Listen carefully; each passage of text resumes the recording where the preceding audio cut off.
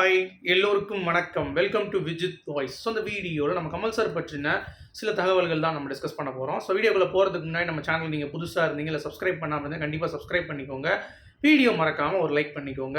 இப்போ நம்ம வீடியோக்குள்ளே போகலாம். ஸோ என்னங்க ஆச்சு, உங்கள் நான் கமல்ஹாசன் சேனல் அப்படின்ற மாதிரி நீங்கள் கேட்குறது எனக்கு புரியுது. ஆக்சுவலாக அதில் வந்து பார்த்தீங்கன்னா ஒரு விசிபிலிட்டி அப்படிங்கிறது ரொம்ப கம்மியாகிடுச்சு. அதனால் புது சேனல் ஓப்பன் பண்ணி இன்னும் சில ப்ராடரான ஆடியன்ஸ் நம்ம ரீச் பண்ணேன்னா யூடியூப்பில் புதுசாக சேனல் ஓப்பன் பண்ணோம்னா நமக்கு நிறைய ப்ரொமோஷன்ஸ் வந்து அவங்களே வந்து கொடுப்பாங்க, புதுசாக வராங்க அப்படின்னு சொல்லிட்டு. ஸோ அதனால தான் சப்போர்ட் பண்ணுங்கள் கமல் சார் ரசிகர்கள், கண்டிப்பாக சப்ஸ்கிரைப் பண்ணிக்கோங்க. இப்போ நம்ம வீடியோக்குள்ளே போகலாம். ஸோ இந்த வீடியோவில் நம்ம வந்து முக்கியமாக பார்க்க போகிற டாபிக் வந்து இன்னைக்கு மதசார்பற்ற கூட்டணிக்கு ஒரு வேறு லெவலில் சம்பவம் பண்ணிட்டார் கமல்ஹாசன் அவர்கள் அப்படிங்கிறது தான். ஏன்னா அவருடைய என்ட்ரி அப்படிங்கிறது வந்து டிஎம்கே அப்படிங்கிறது தெளிவாக அவருடைய ஸ்டாண்டை வந்து இந்த வட்டம் சொல்லிட்டாரு. ஸோ அது சில பேருக்கு வந்து ஏமாற்றம் தான், என்ன மாதிரி ஆட்களுக்கும் வந்து ஏமாற்றம் தான், அதில் எந்த ஒரு மாற்று கருத்தும் இல்லை. ஆனாலும் கமல் சாரோடைய சிந்தனை அப்படிங்கிறது டிஎம்கே அப்படின்றது தெளிவாக வந்து ஆயிடுச்சா, அவர் டக்குன்னு வந்து பார்த்தீங்க அப்படின்னா எல்லார் கூடயும் சேர்ந்து ஒரு பேரணி மாதிரி வந்து பிளான் பண்ணியிருந்தாங்க. ஸோ அதில் வந்து எனக்கு ஆச்சரியமான ஒரு தகவல் என்ன அப்படின்னு பார்த்தீங்கன்னா, நம்ம பிரேமலதா வந்து விஜயகாந்த் அவர்கள் வந்திருந்தாங்க. ஸோ 3 பேரும் வந்து நடக்கும்பொழுது ஸ்டாலின் நடுவில், இந்த சைடு பிரேமலதா, இந்த சைடு வந்து கமல் சார். ஸோ 3 பேர் நடக்கும்போது பூவெல்லாம் போட்டு பயங்கரமாக வந்து செலிப்ரேட் பண்ணிட்டாங்க. ஸோ உள்ளே வந்து கலைஞர்கிட்ட கமல் சார் வந்து பார்த்தீங்கன்னா ஆசீர்வாதம் வாங்கிட்டு அவர் வந்து மேடைக்கு போயிட்டார் அப்படிங்கிறது பார்க்க முடிஞ்சிச்சு. ஸோ நல்ல கூட்டம், கிட்டத்தட்ட 50,000 மேற்பட்டவர்கள் அந்த பேரணியில் வந்து பங்கெடுத்துக்கிட்டாங்க. அதில் 30,000 பெண்கள் அப்படின்ற மாதிரி சொல்லப்படுது. ஸோ திமுக வந்து ஒரு ரெக்கார்டு கிரியேட் பண்ணியிருக்காங்க அப்படிங்கிறது பார்க்க முடியுது. சரியா, இது முடித்தோடனே கமல் சாரோடைய ஸ்பீச் தான் வந்து அங்கே வந்து சரியான ஹைலைட்டு. என்னென்னு பார்த்தீங்கன்னா, அழகாக பிஜேபியை அசால்ட்டாக கேட்டு விட்டார். அதாவது 33% டீலிமிட்டேஷன் சொல்லிட்டு ஒரு தூண்டில் மீனை போடுறீங்க, நாங்கள் போய் அதை கேட்ச் பண்ண மாட்டோம், எங்களுக்கு தெரியும். ஏன்னா இங்கேயே 34% விழுக்காடு இருக்குது திமுகவில், நீங்கள் மற்ற ஸ்டேட்டில் போது அதை போய் பண்ணுங்கள், அதுக்கடுத்து இங்கே வாங்க, நாங்கள் கரெக்டாக தான் இருக்கோம், அதனால் உங்களுக்கு நீங்கள் கொடுத்தீங்கன்னா நாங்கள் வரமாட்டோம் அப்படின்ற மாதிரி வந்து ஓப்பனாக வந்து போட்டு விட்டார். அது மட்டும் இல்லாமல் நான் வந்து எந்த கட்சினாலும் வந்து திட்டலாம் மாட்டேன் அப்படின்னு சொல்லிட்டு, எனக்கு 10 சீட்டே கொடுத்துருந்தா கூட அப்படின்னு சொல்லிட்டு பிரேமலதா ஒரு அடி. எனக்கு 10 சீட்டே கொடுத்துருந்தா கூட நான் யாரையும் வந்து திட்டி பேசுறதுக்கு எனக்கு வந்து எந்த ஒரு இதுவும் கிடையாது, நிலைப்பாடும் கிடையாது அப்படின்றத ஓப்பனாக வந்து பார்த்தீங்கன்னா கமல் சார் வந்து சொல்லிட்டார். ஓகேங்களா. ஸோ இது வந்து கண்டிப்பாக நம்ம பார்க்க வேண்டிய ஒரு விஷயமாக தான் எனக்கு தோணுது. ஏன்னா இந்த ஒரு பேட்டர்னில் யாருமே வந்து யோசிக்கவே இல்லை. கரெக்டு தானே. இப்போது பிரேமலதாவுக்கு 10 சீட் கொடுத்ததை ஸ்ட்ரைட்டாக நம்ம பேச முடியாது. இந்த மாதிரி வந்து குத்தி விட்டாரா. அடுத்து பாருங்கள், விஜய் அவர்களுடைய விபத்து ஏற்படுதில்ல, அவருடைய கூட்டத்தில் போகும்போது அங்கங்கே விழுறாங்க. ஸோ அதில் இந்த மாடல் ஆட்சியை காட்டி பார்த்தீங்களா, டிஎம்கே இப்போ கூட 50,000 பேர் வச்சு பண்ணியிருக்கோம், ஆனாலும் ஒரு விபத்து ஏற்படலை அப்படின்ற மாதிரி விஜய் அவர்களுக்கும் ஒரு அடி அங்கே கமல் சாரோடைய பஞ்ச் வந்து கொடுத்துட்டார் அப்படிங்கிறது தான்.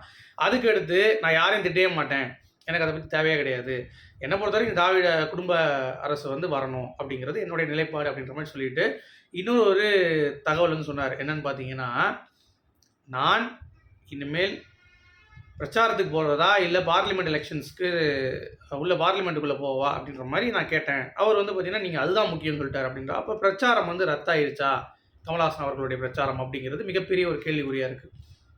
இல்லை கன்ஃபார்மாக கமல் சார் வந்து பார்த்தீங்கன்னா 1 நாள் 2 நாள் போவார்னு நினைக்கிறேன், அவ்வளோதான். அந்த 5 நாள் கொடுத்துருந்தாங்க, 17, 18, 19, 20 4 நாள். அதனால் 4 நாள் வருவதற்கான வாய்ப்புகள் அப்படிங்கிறது வந்து ரொம்ப கம்மியாக இருக்குது இனிமேல். ஸோ இனிமேல் அது வந்து வாய்ப்புகள் மிக மிக கம்மி அப்படிங்கிறத நான் வந்து சொல்லிக்கிறேன். சரியா, இது ஒரு பக்கம். அடுத்து விஜய் அவர்களை வந்து பார்த்தீங்கன்னா நம்ம பிரேமலதா விஜயகாந்த் அவர்களும் வந்து ஒரு போடு போட்டாங்க. அதாவது விஜய் வந்து சும்மா லாலிபப் சாப்பிட்ருக்காரு, அவருக்கு வந்து உண்மையான காம்படிஷன் தெரில, ஆச்சு ஊச்சின்னு சொல்லி பேச ஆரம்பிச்சிட்டாங்க. பட் எனக்கு தெரிஞ்சு விஜய் அவர்கள் டிஎம்கேவுடைய எதிர்ப்பு அப்படிங்கிறது ரொம்ப ஸ்ட்ராங்காக இருக்குது. கமல் சார் எப்படி வந்தார் அதே மாதிரி தான் விஜய் அவர்களும் இருக்கார். ஸோ அப்படி இருக்கும் பொழுது அவரை சீக்கிரம் ஜட்ஜ் பண்ண வேண்டாம். ஓகேங்களா. ஸோ விஜயகாந்த் அவர்கள் வந்தார், அவர் ஒரு வாக்கு சதவீதம் பெற்றார். கமல்ஹாசன் அவர்கள் வந்தார், அவரும் ஒரு வாக்கு சதவீதம் பெற்றார். பட் விஜய் அவர்கள் என்ன பண்ணுறாரு அப்படிங்கிறத நம்ம பொறுத்திருந்து பார்ப்போம். ஓகேங்களா. அதுக்குள்ளேயும் வந்து இவங்க வந்து நீங்கள் சின்ன பசங்க, அதெல்லாம் வந்து பண்ணாதீங்க, இவர் எவ்வளோ பெரிய ஆள் அப்படின்ற மாதிரி வந்து பயங்கர பில்டப் கொடுத்தாங்க. எனக்கு தெரிஞ்சு மே 4ஆம் தேதி தெரிஞ்சிடும். அதனால் வெயிட் பண்ணுவோம். ஓகேவா, நானும் வந்து வெயிட் பண்ணிகிட்டு இருக்கேன் அப்படிங்கிறது தான்.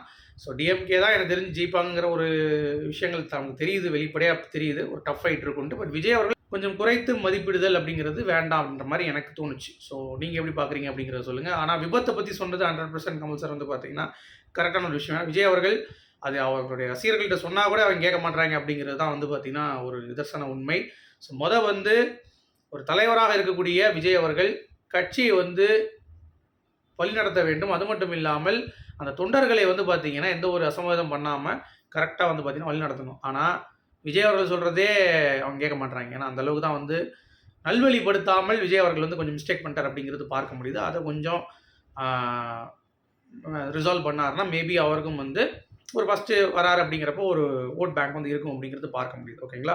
ஸோ வெயிட் பண்ணி பார்க்கலாம். ஸோ இன்னைக்கு இதுதான் வந்து நடந்தது. முக்கியமா கமல் சார் வந்து திருக்கி விட்டார் அப்படிங்கிறது தான் பாயிண்ட். ஓகே. ஸோ உங்களுடைய கருத்துக்கள் இந்த பேச்சுல எப்படி இருந்தது அப்படிங்கிறத கண்டிப்பா கமெண்ட் செக்ஷன்ல சொல்லுங்க. ஓகேங்களா? சரி அடுத்து 1978ல தீபாவளி டைம்ல வந்து பார்த்தீங்கன்னா, கமல் சாருக்கு ஒரு சாதனை, வரலாற்று சாதனை அப்படின்னு சொல்றாங்க. அதாவது 4 படம் ரிலீஸ் ஆயிருக்குங்க.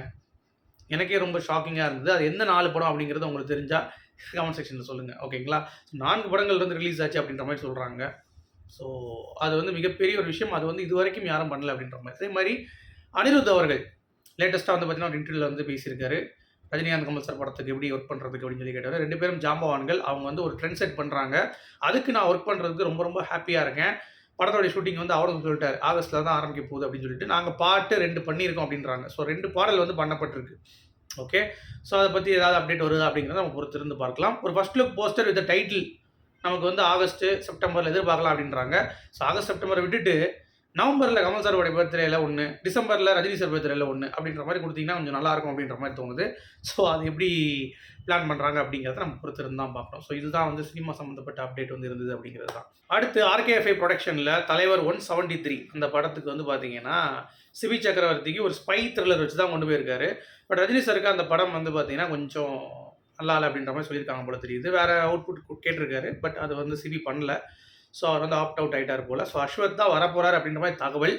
ஸோ மேக்கு தள்ளி போகுது அப்படிங்கிறது தான் அப்டேட். ஸோ என்ன காரணம் அப்படிங்கிறதுலாம் தெரியல.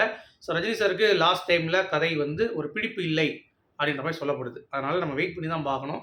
எந்த மாரியான சீக்வென்ஸ்ல அவங்க வந்து ஜாயின் பண்ண போறாங்களா? இல்ல என்ன அப்படிங்கிறத நமக்கு அடுத்தடுத்து தகவல்கள்லாம் வந்து நான் உங்களுக்கு வந்து சொல்றேன். ஓகேங்களா? அடுத்து 37 இயர்ஸ் ஆஃப் அபூர்வ சகோதரர்கள் உங்களுக்கு தெரியும். ஸோ சிங்கீதம் சீனிவாசராவ் அவருடைய படம்.